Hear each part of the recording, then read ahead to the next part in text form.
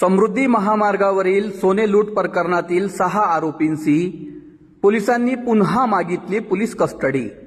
मेहकर कोर्टात केले हजर. बुलढाणा जिल्ह्यातून जाणाऱ्या समृद्धी महामार्गावर मेहकर जवळच्या फरदापूर टोल नाक्यानजीक 22 ऑगस्टच्या सायंकाळी मुंबई येथील सोने व्यापाऱ्याला चाकूचा धाक दाखवत मारहाण करून 4.25 किलो सोने लुटून नेल्याची खळबळजनक घटना घडली होती. या प्रकरणी मेहकर पोलीस व बुलढाणा एलसीबीच्या पथकाने 6 आरोपींना अटक केली असून जवळपास 2.5 किलो सोने जप्त करण्यात आले आहे.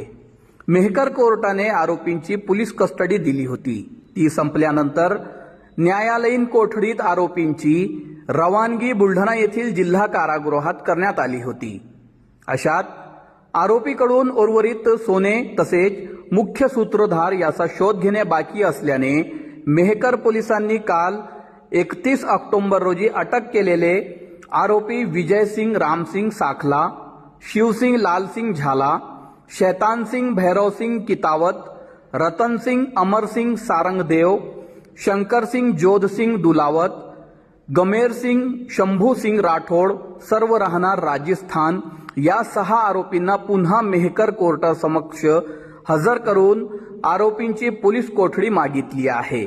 सध्या कोर्टाने आदेश दिला नसून येत्या 2 दिवसात आरोपींची पोलीस कस्टडी मिळण्याची शक्यता पोलिसांनी आज 1 नोव्हेंबर रोजी दुपारी 12 वाजेच्या सुमारास वर्तवली आहे.